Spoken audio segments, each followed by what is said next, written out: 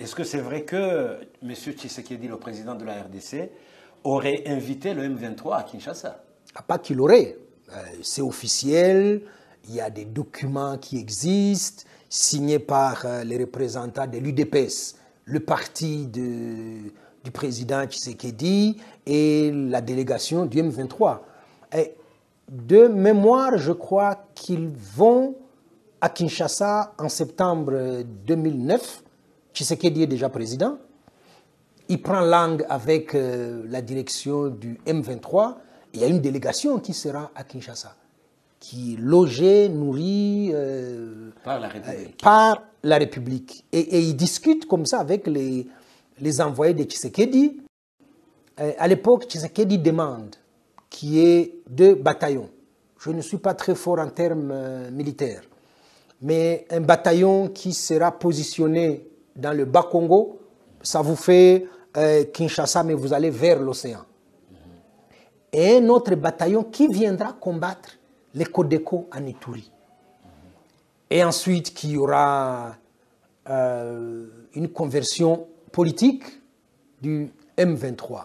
Pour la petite histoire, le M23 fait partie de la coalition qui est au pouvoir à Kinshasa.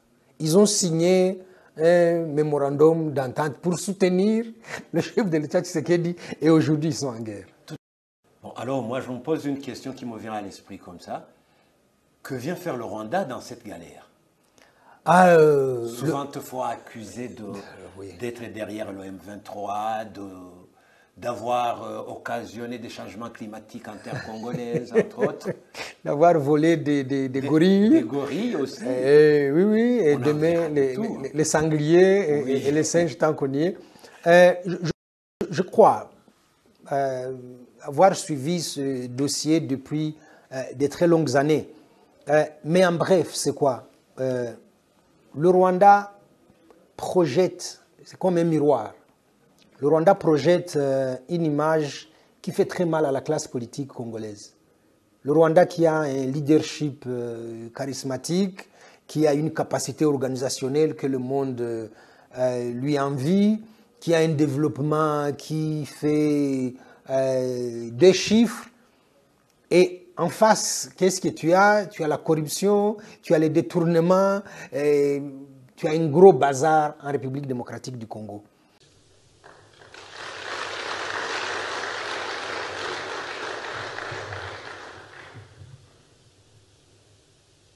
So this problem can be resolved if one country headed for elections next year is not trying to create grounds for an emergency so that elections don't take place. Well, not that he won the first elections, as we know. So if he's trying to find another way of having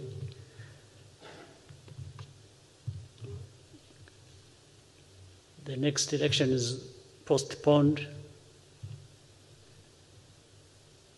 then I would rather he used the other excuses, not us, because I don't think I think we have really a lot of problems of our own. We don't need to add other people's problems. But what is surprising is that you will help me to try and to understand that.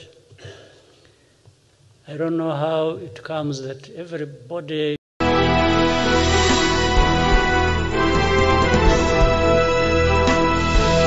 Fidèles téléspectateurs de CPIDC 43, bonjour bandeko nanga nyonso tout bana Congo. Esika bozali awa ezali chaîne nabino CPIDC 43 parce que kutanaka ko beta masolo oyo etali situation sécuritaire et humanitaire na Nord Kivu, pourquoi pas na Ituri. Donc là où il y a l'insécurité, Namboka, vraiment, merci. Et je suis très content et très heureux. Naba communiqué, naba message, naba appel, naba joie. Pour partout où il y a évolution, il y a guerre, bande de Libanda Mboka, merci na vous s'inquiéter de la situation humanitaire Mboka. Vous avez vu, il y a une dame là, une dame députée à Kenya, à la tête du Parlement, qui est là-bas, à couleur RDC, pour la solidarité, na biso, na makomezo comme la biso, pourquoi pas Sénégalais également manifester de même avec nous-mêmes à chaque fois que aux alliés devant Moukil Mobimba faut faire un geste oyo. Donc ça veut dire que bazo bomana Congo communauté internationale bazo le belo côté mingi kaka boué. On tue à l'est de la République démocratique du Congo et la communauté internationale bolobana binoka que l'autre côté un grand merci na Cédric Bakambu oyo bandaki na geste oyo pourquoi pas Congolais tout bazan Angola les boss okito panda chala lukapa na bosanité yemoko Adolphe Muteba Chilamwinda Mvwama le ballon yemoko papa Claude Mupende ndenge zalaka. La situation sécuritaire a vraiment évolué, c'est toujours négatif dans l'est RDC et pas précisément dans Rutshuru place où Rwanda bazako attaquer biso et FARDC ça ko repousser bango. Mais il y a des choses qui se passent, au moment où je vous parle, les Goma, les jeunes Congolais, les patriotes, les lokola yo, autres se suicident pour Namboka Nabiso, les qui va marcher, les communes qui mère Goma, Boya Kiango, les qui va marcher pour trois causes, il y a des choses à MONUSCO. Et Kende va soutenir. Il y a mis balais pour soutenir FARDC, il y a mis ça tout pour prévenir l'armée kenyenne OEI. Il y a 48 heures. Donc tu samedi dimanche ceux qui matin ligne de fond qui bundate ça sert à rien bakende ba le club observateur te le club ba Nations Unies ba MONUSCO ba na ba ya guerre ici la raté. Alors les jeunes les jeunes congolais tout ko banga pe ke bango pe ba ya ba vendre la biso boye ba sala na bango le côté donc to pesi bango ensemble avec qui va baza sur place na Goma to pesi bango 48 heures ceux qui ba ke ko taquer M23 te na ba position bazaleli là to komona bango suspect donc ba kene na bango. Au moment où je vous parle, M23 na FARDC, moi, c'est les faits un peu respecté, mais d'après les informations à notre position, M23 a Zali, qu'on s'est réorganisé, les équipements, les autres Rwanda, des Zoyakaka, les équipements militaires, et Zoyakaka, les soldats, c'est que Zoyakaka. Donc, tu éviter, qu'est-ce qui se passe là-bas à côté M23, en même temps, na FARDC na M23, c'est le fait de respecter notre 3-4 jours. Mais les groupes armés, les Maï, ce sont les gardiens du temple. Ce sont des guerriers à chaque tribu. En principe, c'est ça. Des guerriers à chaque tribu. Et ce ne sont pas des voyous. Dans l'origine, il y a mot Maï, étymologiquement parlant, les Maï, ce ne sont pas des voyous ni des criminels. Les Abadoua Kengilara, Rwanda Bango Mboka, chef Mboka, Kengilara Mboka na Bango.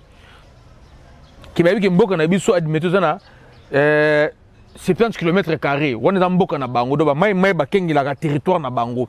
Mais ba tosaka mibeko ya l'état. Tout ça mibeko ya l'état, musala Bango zali po kimeza na Mboka na Bango, ba tosaka la police, ba tosaka FARDC. Soko yo yiba Bango mwanda mabilanga ba telemelio. Bazana na chef coutumier de ma même bazala Bongo. Mais maintenant na est, mais précisément dans Nord Kivu, les groupes armés tala et belé kuna. Au moment où je vous parle, il y a des groupes armés congolais, mais sous tutsi, c'est liga, ça va coalition, entre non, Bango ils sont là pour protéger la terre de ses ancêtres, de nos ancêtres. Bango je veux accepter les M23 rwandais, bayaba na s'accaparer na mabeli na Congo. Non. Si c'est comme ça, tout ça est l'autre côté, donc c'est que on n'a pas raison d'être. Parce que Mboka na yo mai Mboka na yo, baboto lio pa ba Rwandais, ba c'est ndo ngosa ko bomaka batu ko betaka batu. Même zone de l'autre côté, donc c'est comme traître. Il y a un moment mai na ba coalition ba comme ko taquer ba M23 partout. Au moment où je vous parlais, il y a de cela des jours passés, les M23 ont tué 50 civils innocents. 50 civils. Alors je demande maintenant, communauté internationale, de l'autre côté. Et la CPI, bah, qui est l'autre côté. 50 civils, il y a des images, ils ont mon âme. C'est les maï au bazo refoulé repousser M23 na territoire na bango donc so na village moko ba maï mboka na ba repousser bango ba bundi na bango so akiko to bundi na bango ya mu maseso continuer ko beta zo continuer ko beta kaka mais ça la passe parce que communauté internationale bande ko nga ti lelo bazo lo ba elo côté situation humanitaire c'est vraiment catastrophique et très catastrophique. Vous avez vu la dame là député kenyan wana amona ki ba image atali non na parlement na Kenya maman na ti varese RDC à lobeli yango mais biso moko soutien ba député la ba luka ba $21,000 par mois car ko luka ba 21,000 vous avez déjà député ozolinga sous PDG vous avez déjà député ozo ko ba PDG donc ndeko Congo za la kaka ya bino et puis ça passe ba ndeko nanga parce que développer ezamwa ebele Bolanda qui discours à Paul Kagame devant le parlementaire na Rwanda, tout ce qu'il a dit. Paul Kagame, il est très malin. Maintenant, il veut renverser la situation. Il a compris, en fait, selon Yé, que nous, le peuple congolais, doit soutenir Fachi à 100% dans Makamba Est. Heureusement pour lui, Azapé, malheureusement pour lui, j'allais dire, Azapé est français sur notre armée. Nous, le peuple congolais, on n'est pas en train de soutenir Fachi. Non. Donc soutenir Fachi, mais surtout il faut taper Fachi. Mais lorsque la nation, l'avenir de notre nation est en danger, on se ligue. On devient un pour bouter dehors nos frontières l'agresseur. Donc, comme Fachi maintenant c'est lui le président de la République, et la nation est en danger, mais surtout on s'est ligué. Comme Moutou Moko na ye Fachi na surtout Sangani, to comme Moutou Moko pour nous bengana Rwandais. Parce que Rwandais na ba M23. Alors lui il pense que Bisso Fachi so manipuler Bisso té. Fachi manipuler peuple congolais té. Mais comme Fachi so ba to yebi yango. To bana ko luka Kabila sala ngo aloba kango ane ko luba ngote. On avait demandé à Kabila ba avion na ba hélicoptère bombardaka. To ndoro mona ngote. Mais avec Fachi to moni yango. On avait demandé à Kabila 30 devient militaire na biso et ils allaient améliorer. Rien. On avait demandé à Kabila de nous saratanga kombo ya Rwanda. Mais Fachi il est venu, alors c'est comme Obisu Tolingiaki et Salama. Raison pour ça, alors le maintenant Paul Kagame a discours, il voulait nous contourner, à détourner Bisso, à conforter Bisso na Félix. Le discours il y a un abani nous. Félix a une tension. Il y a qu'au glisser, il y a aussi la glissement, organiser l'élection. Adem le Nassima guerre haute. Martin Fayolo le Bakiango. Malheureusement pour lui, le calendrier électoral, il a déjà. D'un côté, on a dit il n'a pas raison. Il a dit, j'ai entendu parler, il y a quelqu'un qui voulait faire la guerre avec le Rwanda, et il faut lui dire que s'il y a quelqu'un qui a une guerre bien, c'est moi. Donc, bon, c'est normal, c'est le président rwandais, donc il faut défendre un peu beaucoup d'ailleurs. Donc on a compris que le niveau de combien au Rwanda, ça ne sert à rien. Qu'on passe par la diplomatie. D'ailleurs, nous, le peuple congolais, nous sommes d'accord à la frontière. Parce que on a est na bango kuna vieux à la raté. Ville bango na ouest na bango, ouest na bango za est na biso. Ndio mona bakangama na biso. Surtout quand ils frontière biso na bango, biso doit continuer à vivre. On va continuer à traiter na ba voisins. On va continuer à vivre na biso. Bango ne va comment ba sérer problème. Vous comprenez? Bango ne va comment ba problème. Vous savez pourquoi la société de Bango Air Rwanda Air? C'est parce que dans Rwanda, là, il n'y a pas l'argent. C'est ici, il y a qui à Dubaï. Namibie, Somalie, nous avons quitté les bélés. Est-ce que nous, on a intérêt au fond de l'ambassade de Rwanda? Non. Bon, on a intérêt au fond de l'ambassade de Congo parce qu'on a pour Soya Minga. On a parlé avec les gens des DG. On a dit ceux qui vont traverser 100. La frontière, 70 à 75% sont des Rwandais à Congo. Vous comprenez? Le monsieur là a dit encore, il a rassuré ses peuples congolais rwandais, que les Rwandais sont à la frontière, mais il n'a pas cité les noms. Nous savons que les Rwandais sont à la frontière, il a rassuré Bango qui va paisiblement. Mais ils sont en Ngambu. bon on a ba pongi bon ça va nuit blanche. Donc pour lui il a réussi à mener trouble guerre na ngambo Congo d'un côté na ile ko kotati. Tamien c'est le président rwandais à défendre Mboka Daye. Il a encore dit batu bazolo bana bango ba iba ba richesse à Congo abeza lokuta. Ngana to bikeza solo. Abeza lokuta bango ba vivre na o bazana ngo. Bazana nini? Allez-y comprendre bandeko nangai. Il a le même bébé. Mais ce que moi j'ai aimé, il a au moins reconnu une fois de plus que la situation qui se passe actuellement à Rutshuru, dans le nord Kivu, na RDC, pour ici là, acteurs basés il y a Rwanda, il a reconnu qu'il y a Rwanda, il y a les M23, il y a le Congo Bissomoko, attends na FDLR na ye, attends na comité international, attends na MONUSCO. Ah, voilà. Il a cité son pays, le Rwanda, il a cité les FDLR, il a cité les M23, il a cité la communauté internationale, il a cité la MONUSCO et le Congo. Pourquoi il a cité la MONUSCO? Lorsque ONG, force vive, zone claire, on a des images, preuves, MONUSCO est minéré, MONUSCO est la rebelle Minduki. Na Rwanda on m'a dit ça, MONUSCO armaka, FDLR. Mouta armaka, FDLR, MONUSCO. Donc, Moutou a compris une sécurité dans l'Est, MONUSCO. Et pour les Rwandais, MONUSCO c'est un danger pour les Rwandais. Pour les Paul Kagame dans le régime, MONUSCO c'est un danger. Mais pour le peuple congolais, MONUSCO est Kendenango. Tout le monde MONUSCO. Allez-y comprendre, il faut Kendenaye. Il a parlé de la communauté internationale. Mais c'est clair, nous tous nous savons. La guerre que nous faisons. De l'autre côté, les bailleurs de fonds, ce sont les Anglais, les Américains, les Français et les Canadiens. À Tanguy Bango. Alors, c'est normal, c'est parce que lui, c'est lui qui donne le militaire dans M23. Les équipements qui est militaire qui est M23, eux, utilisent ça. On achète ça au nom, il y a l'armée rwandaise. Et l'armée rwandaise appelle ça M23. Wana, il est prêt, il y a guerre. Pourquoi il dit qu'il est prêt à la guerre avec nous? Parce qu'il sait très bien qu'il a infiltré notre armée. Bande Konangai, j'aimerais aussi dire la bande Konangai IDPS. Votre chef d'État dans RRT.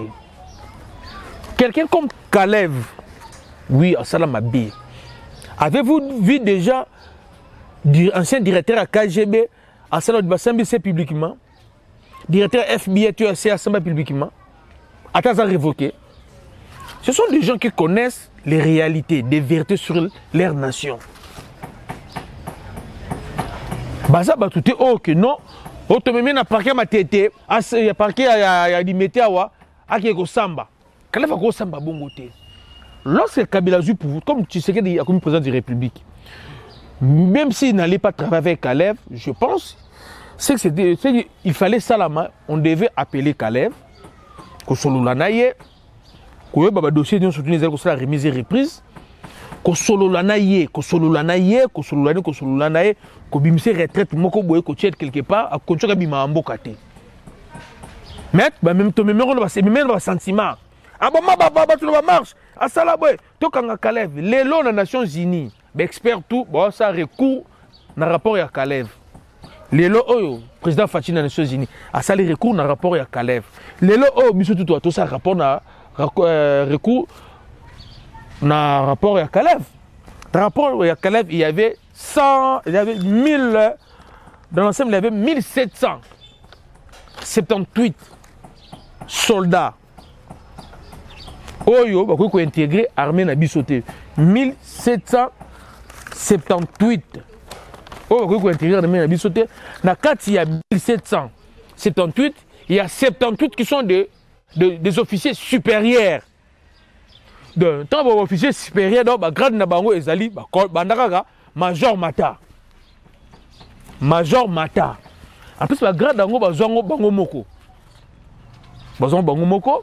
Après, enquête, parce que le rapport wana ya Kalev, batubeno ba mona pangote yokate mais on a réussi à kozwa extrait ya rapport wana na teng na bino ba kombo ya ba traître o bazana armée na biso na o bazalaki oyo Paul Kagame a compté na bango au cas Tokobunda. Déjà, je vous cite numéro 1 Tito Bandi, Bosco Taganda, Azana CPI. Mais ramification Bosco Taganda, ils ont la FRDC. N'a sou bazara tilelo. Tozali da Sultani Makenga. Sultani Makenga, c'est un sergent, il y a APR. Armée patriotique rwandaise. Azaki sergent armée wana. Donc c'est un Rwandais. Ayaki pa na biso abanaki na RCD comme sergent après qu'on commettre des exactions na Bosco Taganda ami bombarda grade comme na CNDP ami bombarda ba grade lelo ami comme ça général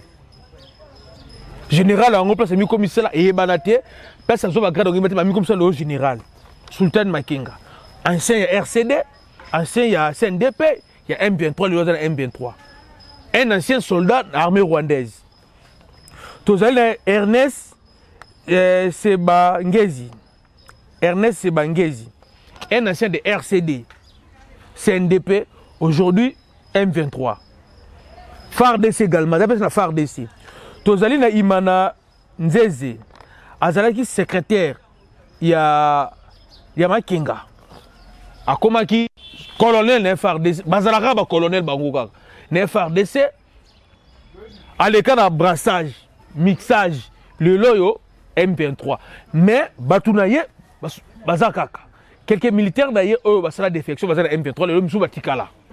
Bazaka na armée na biso. Tozali na Bernard Biamungu.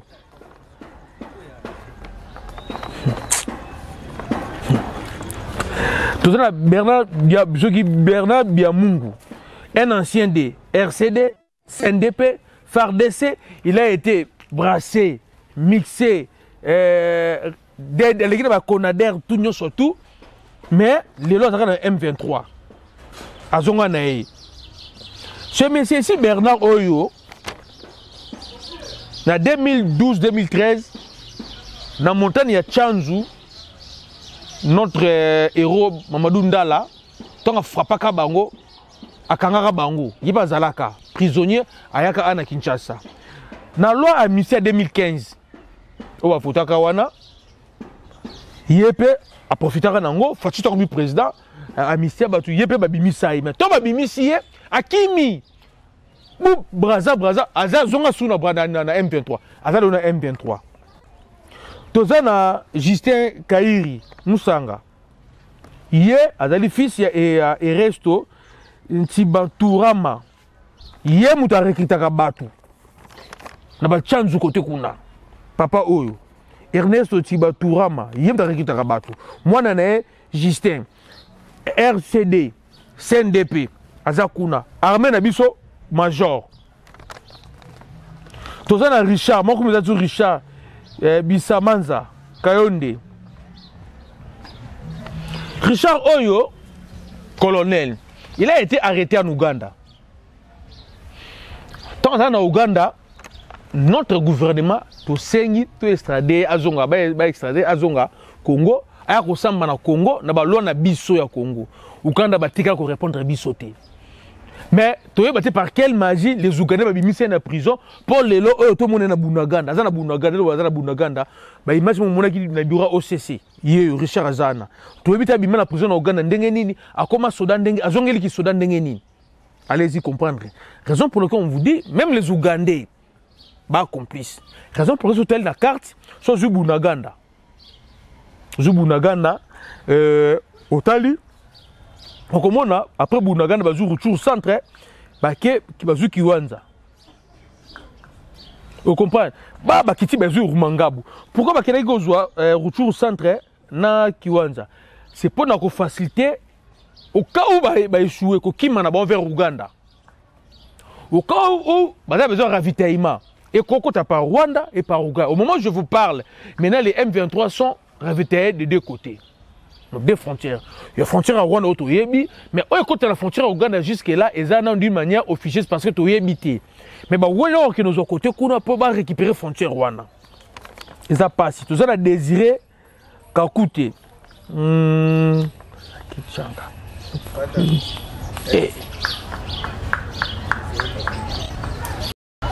Je disais désiré qu'écouter. Désiré qu'écouter Oyo. Adaki commandant, il y a ville. Il y a cité wana Kichanga. Il y a commandant à la police. Désiré Kakute Oyo. Ce monsieur ici, colonel, il y a la police nationale FRDC, mais c'est un Rwandais. À se retirer à Kenda Kuna. C'est ici que vous allez comprendre pourquoi aujourd'hui M23 dans ma casse de dédoublement. Pourquoi aujourd'hui bon? C'est parce que tout aujourd'hui on a originaire à côté Kuna. Par rapport, il y a taxi basé en 2012, 2013, non, les différents. Il y a les lots, ils ont la facilité à contourner, à Kenda, comme on va faciliter ma village. C'est parce qu'ils utilisent maintenant les natifs à Bamboka. Nati Oyo, Azaki commandant la police à Kichanga. Pendant plusieurs années, il y a la patrouille. Donc, ils ont la route officielle au Yébana. La route officielle au Maïmé Betlis. Parce que Oyo, faire des choses qui ne kuna faire des choses qui ne kuna au chaque carte a besoin de taquer boubé bango sikoyo ba policier oyo ya yebi banzela si ya bilanga ya kati ya yebi yango raison pour laquelle on a les M23 bazo contourner faire des ça tout moment parce que bazo ko utiliser bana mboka de chefs communautaires bazo ko utiliser bango nati chita Kichanga. Les alliés, c'est parce qu'ils connaissent très bien Kichanga. Les gens vont se retirer qui Mukolo qui va bouler que non, or il va comme un M23.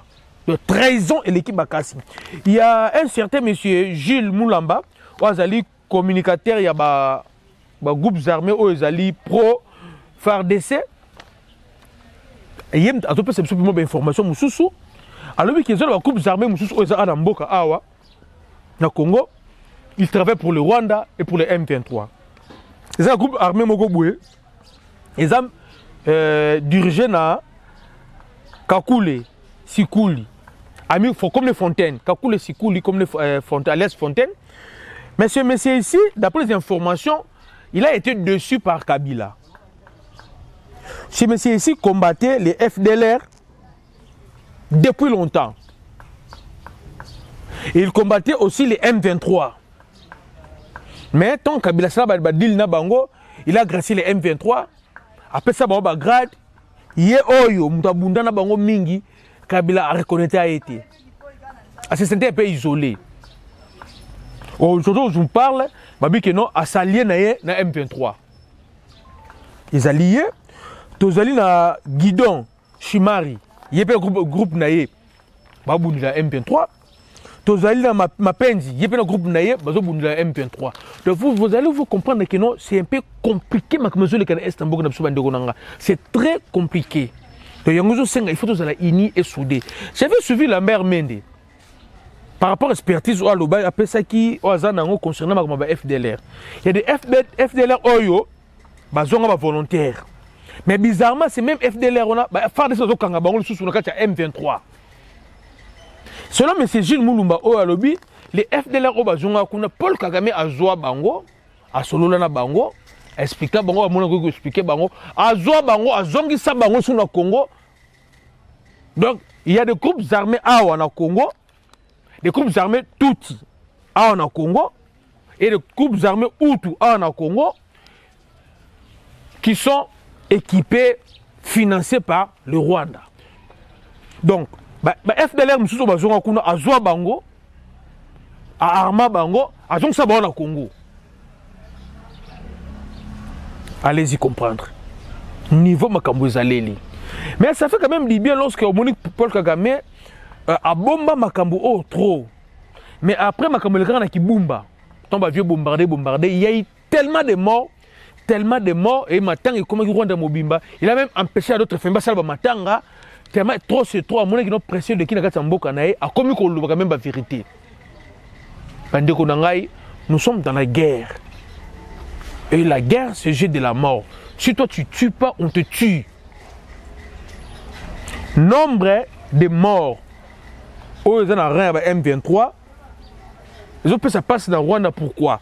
C'est parce que Gilles Moulamba le bien au clair le ceux qui M23 va conquérir Mboka, les militaires rwandais et RDF wana balongoli bango batini bango na fond pousse mo liboso na fond kuna bazui ba o baza ba congolais batiki bango wana pour ne pas imaginer ce sont des rwandais mutu na nini mais o baza na ligne de front na bango ce sont des rwandais raison pour laquelle besoin ba botine na bango bateni ils ont bunda bazo wangana il y a des experts ba témoigner avec des vidéos on a vu des colonnes qui venaient de Rwanda et au côté na Congo on a vu des militaires de M23, ceux qui sont rebelles, équipement, ils sont là. Ils sont rebelles. Ils ont un téléphone satellitaire, ils ont un radio. Et les radios, là, lorsqu'on récupère ça, ils ont un numéro de série, ceux qui sont prêts à fabriquer, ils ont Rwanda. Ils ont même des experts en char de combat. Allez-y comprendre, donc.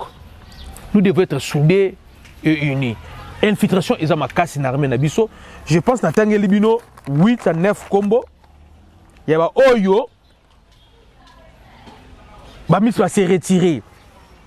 Mais Missous peut baser na FARDC mais boy na bango ko zonga na M23 batikali na bango.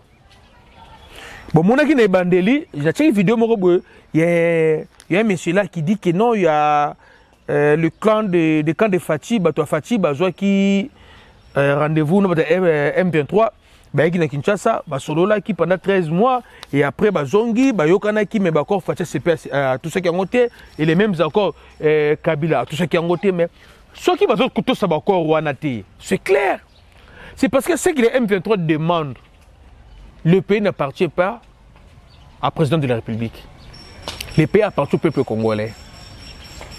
Nagi tata na lobaki il fallait battre mo bazala na côté Mwanda mo bazala nini na comment on appelle ça bandundu mais Fati a tout ça ngoti papa yebisanga ba soda ngona no o ba kozwa ba na FARDC eza ba sodani Sultan Makenga a été Makenga et les autres là le bosuka Taganda na bazala déjà basala mixage basala brassage balekana ba conader balekana ba deder balekana nyo surtout.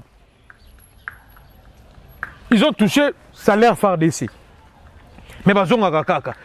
Et là, ils sont prisonniers, ils amnistiés bango. Ils sont en rébellion. Parce que tant que ils sont sanctionnés, ils sont awa. Ils sont sous guerre. Il y a un qui est nerveux, Félix Alobi. Plus question, il y a un mixage, tout brassage. Depuis qu'ils ont ici, si ils ont brassage, ils ont une brasserie, bralimé zali. Bras Congo zali na bras pe zali so balingi mixage ba ke na studio Mieko ba ça mixage ba ke na studio Ndiaye ba ke le Philippe Guez ba c'est là mixage na armée na biso ba okotate